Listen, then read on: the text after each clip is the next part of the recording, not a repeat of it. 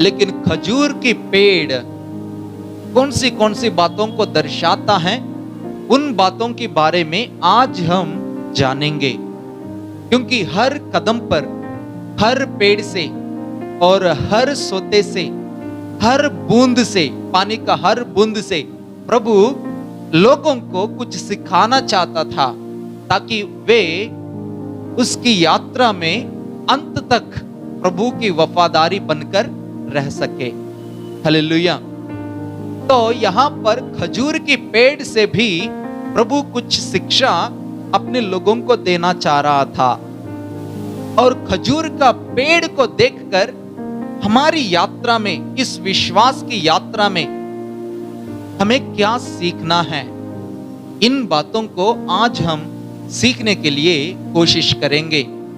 खजूर का पेड़ को इब्रानी भाषा में तामर कहते हैं, और इस तामर का पेड़ इब्रानियों के बीच में बहुत खास पेड़ है। क्योंकि भजन संहिता साम नंबर 92 वर्स 12, उसमें इस रीति से लिखा है, धर्मी लोग खजूर के समान फूले और फलेंगे। धर्मी व्यक्ति को दर्शाता है खजूर का पेड़। प्रभु ने एक मंदिर बनवाया सुलेमान से। उस मंदिर के अंदर दरवाजे पर और दीवारों पर इस खजूर पेड़ का निशान उनको लगाया गया है। मतलब परमेश्वर का मंदिर जहां प्रभु की उपस्थिति है, वहां पर इस खजूर पेड़ खड़ा है। हां, प्रभु की उपस्थिति में वही खड़ा रह सकता है जो धर्मी है। आमेन, हालेलुया। हे परमेश्वर, तेरे तंबू में कौन रहेगा? तेरे पवित्र पर्वत पर कौन बसने पाएगा? वो जो खराई से चलता और धर्मी के काम करता है और हृदय से सच बोलता है, वो ही प्रभु के तंबू में या प्रभु की उपस्थिति में रह सकता है। मतलब प्रभु की उपस्थिति में खजूर का पेड़ जो धर्मी और हृदय से सच कहता है और जिसका चाल खरा है, वही व्यक्ति प्रभु के सामने खड़ा रह सकता है। और इस खजूर का पेड़ हमें बताता है कि तुम अगर प्रभु की उपस्थिति में बने रहना चाहते हो, अगर तुम प्रभु के उपस्थिति में आना चाहते हो, तो तुम्हारी चाल धर्मी का होना जरूरी है और तुम्हारी सोच खरा रहना जरूरी है। तुम हृदय से सच्चाई कहने वाला होना जरूरी है। बाइबल में एक शहर को खजूर का नगर कहते थे। उस नगर का नाम है यरीहो। दूसरी इतिहास 28 का अध्याय उसके 15 आयत में यरीहो को खजूर का नगर कहा गया है। इसी यरीहो के बारे में अगर हम देखेंगे, दूसरी राजाओं का किताब अध्याय नंबर 2 उसका 19वीं आयत इस रीति से कहता है, एलीशाह के सामने उस नगर के लोग आए हैं और खड़ा होकर कहते हैं, देखो परमेश्वर के दास, जैसे तुम देखते हो इस नगर तो बहुत बढ़िया है, देखने के लिए बहुत सुंदर है, बहुत अच्छा है, लेकिन इसका पानी बुरा है। इसका पानी क्या है? बुरा है। इसी नगर को खजूर का नगर कहलाते थे, लेकिन इसी नगर का पानी बुरा हो चुके हैं। जहां खजूर का पेड़ है, वहां की पानी बुरा कैसे हो पाया? जहां धर्मी के लोग रहते हैं, जहां धर्मी को दर्शाने वाले पेड़ खजूर रहते हैं, और उस नगर का पानी बुरा कैसा हो गया? हो सकता है परमेश्वर के वचन में हर बात साफ साफ लिखा गया है। आयुब की किताब उसका 14 अध्याय 14 उसका 7वीं आयत से लेकर 9वीं आयत तक अगर आप पढ़ोगे, वहां पर भी इस रीति से लिखा रहता है, क्या पानी की खुशबू काटा हुआ पेड़ को मिलने से वो फिर जिंदा हो जाएगा। अगर पेड़ को आप काट दोगे, कुछ समय के बाद जब बारिश पड़ता है, हल्का सा बारिश भी क्यों ना पड़े, उस पानी की खुशबू से वो टूटा हुआ पेड़ फिर उसके अंदर से छोटे छोटे पत्ते निकलना शुरू हो जाएगा। यहां पर धर्मी मर जाएगा अगर धार्मिकता को छोड़ेंगे तो। मतलब धार्मिकता जान की बराबर है। खरा व्यक्ति का कैरेक्टर अपनी जान से बढ़कर है। खरा व्यक्ति, अगर एक व्यक्ति अपना कैरेक्टर को खो जाएगा, वो अलग से मरने की कोई जरूरत नहीं। तो यहां पर वही लिखा हुआ है, जैसे पेड़ को पानी की खुशबू मिलने से जिंदा हो जाएगा, वैसे ही एक धर्मी व्यक्ति अपनी धार्मिकता को पकड़कर रखने से ही जिंदा रह सकता है। और नीति वचन में एक खास बात लिखा हुआ है, जो धर्मी है, अगर उस व्यक्ति अपना धार्मिकता को छोड़ देगा या तो कोई भी दुष्ट कामों में या सोचों में गलत में लग जाएगा, तो फिर वो गंदले सोते के बराबर है और बिगड़ा हुआ कुंड के बराबर है। उस कुंड में से कोई पानी कोई नहीं पिएगा। गंदा हुआ कुंड में से पानी कोई भी पिएगा नहीं। शायद इसलिए उस शहर का पानी बुरा हो गया है। क्यों? धर्मी खराब होने से पानी गंदा हो जाएगा। खजूर का पेड़ गंदा होने से उस शहर का पानी बुरा हो गया है। खजूर का पेड़ कैसे खराब हुआ है? क्या खजूर का पेड़ खराब हो सकता है? बिल्कुल हो सकता है। कैसे बिल्कुल हो सकता है? पढ़ेंगे। उस खजूर के पेड़ों को खराब करने वाले चीज क्या होता है? देखिए, यिर्मयाह की किताब 10वां अध्याय उसकी पहली आयत से मैं पढ़ता हूं, दूसरी आयत से। अन्य जातियों का चाल मत सीखो, ना उनके समान आकाश के चिन्हों से विस्मित हो, इसलिए कि अन्य जाति के लोग उनसे विस्मित होते हैं, क्योंकि देशों के लोगों की रीतियां तो निकम्मी हैं। मूरत तो वन में से किसी का काटा हुआ काठ है, जिसे कारीगर ने बसूले से बनाया।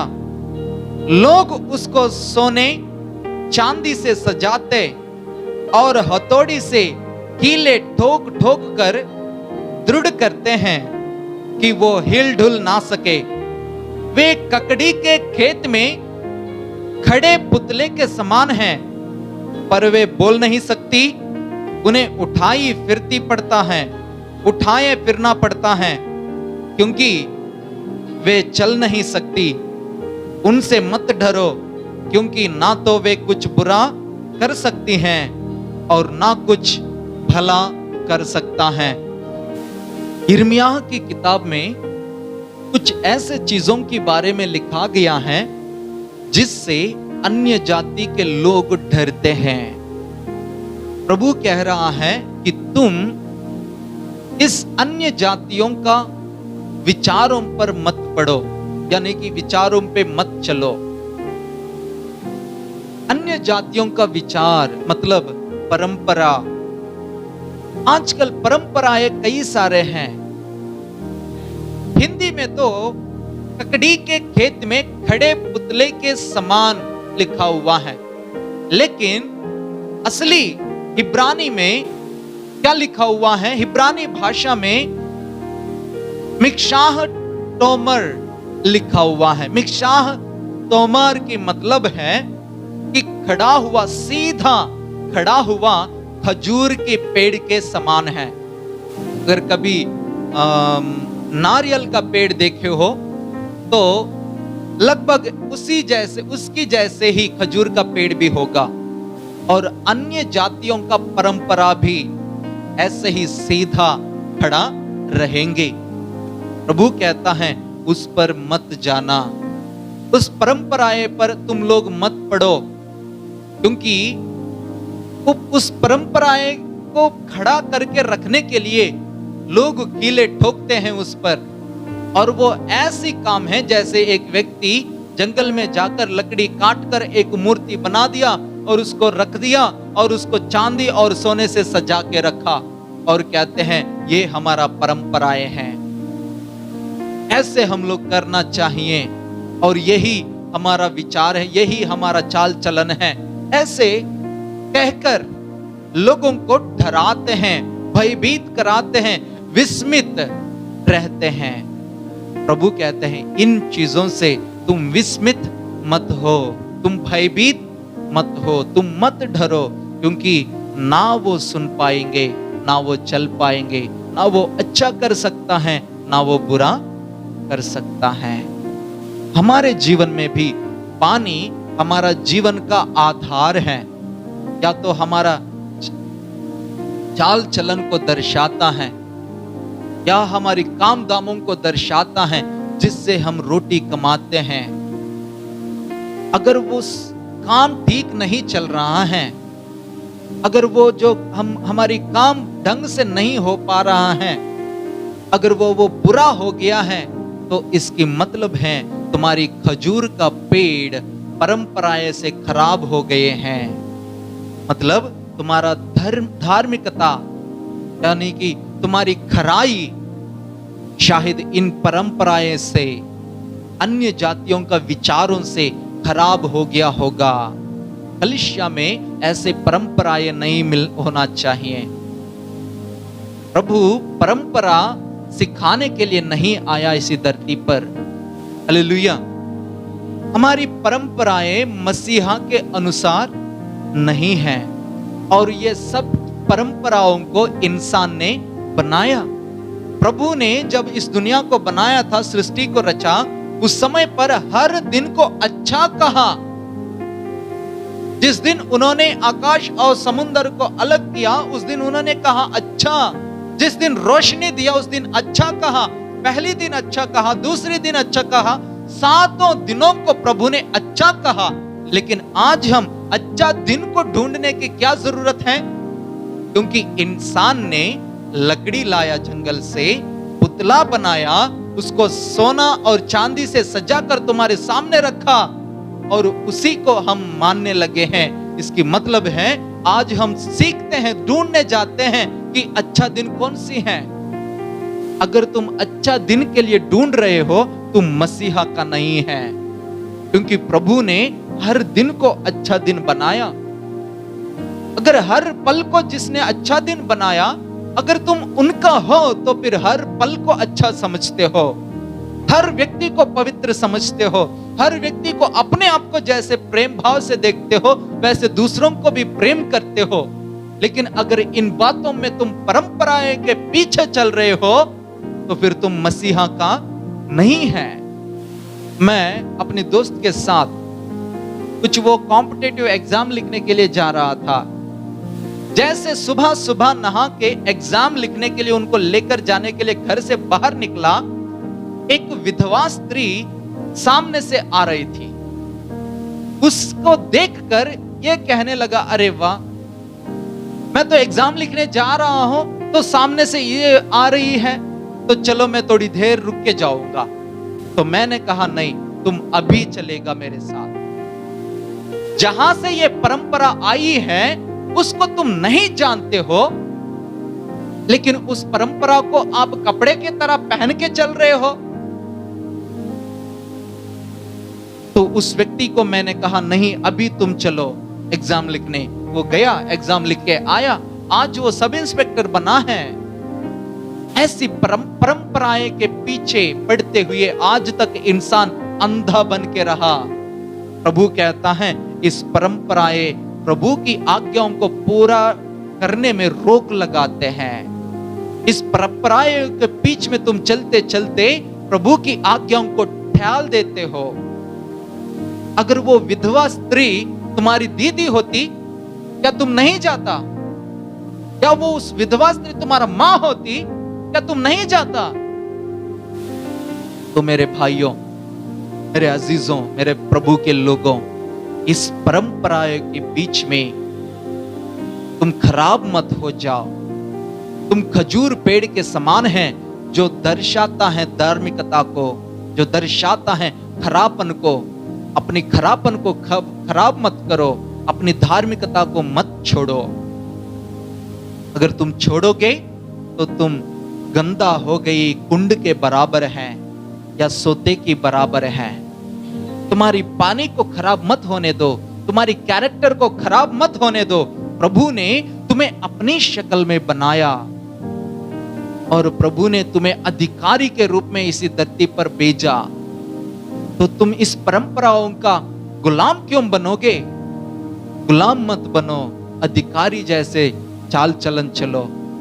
हालेलुया, आमेन। तो शायद इसी परंपराओं की वजह से खजूर का पेड़ तो है उस शहर में, लेकिन फिर भी वो यरीहो का शहर के पानी खराब हो चुका है, उसका जिंदगी खराब हो चुका है। पानी खराब होने की वजह से उस धरती भी खराब हो चुका है, भूमि भी ऐसा हो गया है जब जैसे गर्भ को गिराने वाली औरत है, मतलब जिसके पेट फलता नहीं। उस तुम्हारा पानी को खराब मत होने दो मेरे बहनों। आमेन, हालेलुया, प्रभु की महिमा हो। इन परंपराओं से तुम चौकस रखो। प्रभु का वचन कहता है श्रेष्ठ गीत 7वीं अध्याय 7वीं आयत में प्रभु कलीसिया को देखकर कहता है तुम खजूर पेड़ के समान बहुत सीधी हैं। आमेन। और शैतान इन परंपराओं को भी सीधा खजूर पेड़ों के जैसे बना के हमें दिखाता है। तो लोग आज इस ऐसे कलीसियाओं में भी परंपराएं लेकर आने की कोशिश कर रहे हैं। परंपराएं कलीसिया में मत लेके आना, क्योंकि प्रभु परंपराओं को प्रोत्साहित नहीं करता है। हालेलुया, आमेन। कलीसिया खजूर का पेड़ को दर्शाता है और इस कलीसिया से प्रभु प्रसन्न है, जो सीधा है, जो धार्मिकता के साथ है, जो अपनी मुंह से सच्चाई कहती है, जो अपनी चाल चलन में खराई दिखाती है। उस कलीसिया से प्रभु मोहब्बत रखता है। उसी कलीसिया से कहता है कि तुम मेरा प्रेमिका है, मैं तुम्हारी प्रेमी हूं।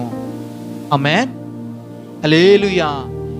प्रेमी और प्रेमिका एक दूसरों को छोड़कर नहीं रह पाएंगे। ऐसे ही कलीसिया अगर खजूर पेड़ के जैसे खड़ा हो, तुम्हारी जीवन खजूर पेड़ के जैसे खड़ा हो, तो तुम प्रभु के उपस्थिति में हमेशा बने रहोगे। तुम्हें कभी भी प्रभु छोड़कर नहीं जाएगा और उसकी उपस्थिति तुमसे दूर कभी नहीं होगा। आमेन, हालेलुया। एक औरत मेरे पास आए थे और आकर कहने लगा, भैया मेरा बेटा कहता है कि मम्मी इतने दिन हमें ऐसी दुख सहते रहना जरूरी है। हम तो प्रभु में आए हैं, फिर भी हमारा हालत तो सुधरते नहीं। हम परमेश्वर से प्रार्थना करते हैं, फिर भी हमारा जिंदगी अच्छा नहीं हो रहा है। पापा की जिंदगी वैसे की वैसे है, वो दारू पीने में लग जाते हैं, काम कुछ करते नहीं। हम भी काम करने के लिए, ढूंढने के लिए जाते हैं, लेकिन कोई काम ही नहीं मिलता। तो कितने दिन हमें ऐसी दुख को झेलना होगा, कितने दिन हमें ऐसी दुखों में होकर चलना होगा। इससे अच्छा शैतान है, जो शैतान की चालों पर चलता है और ईमानदारी से शैतान उसको आशीष देता है। तो हमारा प्रभु क्यों नहीं आशीष करता है हमें? तो उस मम्मी के मुंह से कोई जवाब ही नहीं निकल रहा था, और वो आकर मेरे से यही बात बोल रही थी कि भैया मेरा बेटा ऐसा कहता है कि मैं उसको कैसे समझाऊं, क्योंकि हमारी हालत 10-15 साल से हम प्रभु में आए हैं, 10-15 साल की पहले, तब से उससे पहले भी हमारा जीवन ऐसे ही तो था। हमने सोचे प्रभु में आने से हमारी जीवन थोड़ा अच्छा चलेगा, लेकिन हमारा जीवन तो ऐसा ही है। तो फिर हम प्रभु पर विश्वास करने से क्या फायदा है? मेरे प्रियो, मैं तुम्हें इस बात की जवाब देना चाहता हूं। प्रभु पर विश्वास करने से तुम्हें भलाई जरूर मिलेगा इसी जिंदगी में, इस धरती पर, लेकिन हमारी विश्वास अगर इसी जिंदगी में आशीषों को पाने के लिए ही हो तो तुम्हारी विश्वास व्यर्थ है। अगर तुम्हारी विश्वास केवल चंगाई पाने के लिए ही है तो तुम्हारी विश्वास व्यर्थ है। अगर तुम्हारी विश्वास तुम्हारी बच्चों का नौकरी के लिए ही है तो तुम्हारी विश्वास गलत है। अगर तुम्हारी विश्वास केवल तुम्हारा घर थोड़ा अच्छा जिंदगी में कदम रखने के लिए ही है तो तुम्हारा विश्वास गलत है, क्योंकि प्रभु मुर्दों में से जी उठकर हमें विश्वास दिलाया है, हमें एक होप, यानी कि हमें एक निरीक्षण प्रभु हमें दिया है, ताकि उस विश्वास के साथ हम भी रह सके कि हम मरने के बाद फिर दोबारा हम जी उठेंगे। आमीन। ये हमारा विश्वास का नींव है, तुम्हारी चंगाई नहीं, यानी कि तुम या तो तुम्हारी भलाई काम नहीं, या तो तुम्हारे नौकरी नहीं। जैसे प्रभु में आओगे, नौकरी लग गया, इससे विश्वास तुम्हारा मत नहीं बनेगा। तुम्हारी विश्वास यही बात पर यकीन करने से नींव मजबूत होगा कि एक दिन जिस रीति से प्रभु मुर्दों में से जी उठा है, वैसे मुझे भी उठाएगा, अपने साथ रहने के लिए लेकर जाएगा। जो व्यक्ति इस बात पर विश्वास करता है, अपने भरोसा रखता है, वो इसी दुनिया की चालों में या तो इसी दुनिया की चीजों में दिमाग नहीं लगाता। इस जवान लड़का के दिमाग में यह बैठा है कि प्रभु पर विश्वास करने से मेरा नौकरी लगेगा। लगेगा तो लगेगा, अगर नहीं लगा है इसकी मतलब यह नहीं है कि प्रभु यीशु मसीहा तुम्हें आशीष नहीं कर सकता। इसकी मतलब यह नहीं है कि शैतान से कमजोर है मेरा प्रभु। शैतान भी प्रभु के पास आकर झूठ कहकर कहता है, देखो अगर तुम मुझे दंडवत करता है, मेरे सामने सर झुकाता है कि ताकि मैं अगर करोगे ये काम तो मैं तुम्हें ये देता हूं, वो देता हूं, तुम्हारी इसी धरती पर अधिकार देता हूं। प्रभु ने कहा हट जा यहां से। शैतान का काम ही यही है कि इसी धरती पर जो आशीष है उन्हें तुम्हें देकर अनंत जीवन की बातों को तुमसे हटा देने का काम ही शैतान का है। इसी धरती पर जो भी आशीष है इन्हें तुम्हें देता रहेगा। अगर तुम्हें पैसे चाहिए खूब देगा, तुम्हें नाम चाहिए खूब देगा, तुम्हें काम चाहिए खूब देगा। लेकिन अगर ये 60-80 साल के लिए ही उसका प्रभाव तुम्हारे जीवन में होगा, उसके बाद जो जिंदगी है उसका क्या हाल है, उसके बारे में क्या कुछ सोचे हो? उसकी मृत्यु के बाद जो जीवन है उसके ऊपर तो शैतान के पास कोई अधिकार नहीं है। शैतान ये नहीं कह सकता है कि तुम्हें स्वर्ग पहुंचाऊंगा। जिसके पीछे तुम चलोगे उसकी जगह पर तुम पहुंचोगे। अगर प्रभु के पीछे तुम चलोगे, जहां प्रभु रहेगा वहां तुम पहुंचोगे। अगर शैतान के पीछे तुम चलोगे, जहां शैतान रहेगा वहां तुम पहुंचोगे। इसकी मतलब है इसी दुनिया में तुम चुनना है, तुम्हें चुनना होगा कि किसके पीछे तुम्हें चलना है, प्रभु के पीछे या शैतान के पीछे। शैतान के पीछे चलोगे, जहां वो तुम्हें लेकर जाता रहेगा वहां तुम्हें चलना होगा। अंत में वो उसकी अपनी जगह में पहुंचाता है। अपनी जगह है शैतान का नरक, आग का कुंड। उसकी अंतिम यात्रा वही तक है, वहां जाने का है। अगर तुम उसके पीछे जाओगे तो वहां पहुंचोगे, लेकिन प्रभु की ऊपर टेक लगाकर तुम्हारी यात्रा को आगे बढ़ाने की कोशिश करोगे, तुम कनान पहुंचोगे, जहां ना दुख है, ना परेशानी है, ना दर्द है। वहां हमेशा सुख और शांति से तुम रह पाओगे। यहां 60-70 साल के लिए तुम सुख को ढूंढोगे तो फिर अनंत काल का दर्द तुम्हें उठाना होगा। मेरे प्रियो, आज तुम ये जानो, खजूर की पेड़ को देखकर प्रभु का मार्ग बहुत तंग है, बहुत तंग है, बहुत बहुत छोटा है प्रभु का मार्ग। उसमें ज्यादा लोग नहीं घुस पाएंगे, लेकिन शैतान का मार्ग बहुत चौड़ा है, उसमें कई सारे लोग एक ही बार घुस सकते हैं। Hallelujah, hallelujah. तंगी मार्गों पर चलने से तुम प्रभु के जगह पर पहुंचोगे, चौड़े मार्गों पर चलने से तुम शैतान की जगह पर पहुंचोगे। तो आज तुम इस खजूर की पेड़ के तरफ देखकर, यहां पर एलीम की जगह में खड़ा होकर तुम ये सीखना जरूरी है, हम सभी को ये इस बात को सीखना जरूरी है कि खजूर का पेड़ धार्मिकता को दर्शाता है। अगर इसी धरती की जिंदगी में, इस धरती पर आशीषों के लिए अगर अपना धार्मिकता को तुम छोड़ोगे तो तुम्हारा पानी खराब हो जाएगा, तुम्हारा अनंत जीवन खराब हो जाएगा, तुम्हारा शहर खराब हो जाएगा, तुम्हारा घर, तुम्हारा गांव, तुम्हारी जिंदगी खराब हो जाएगा।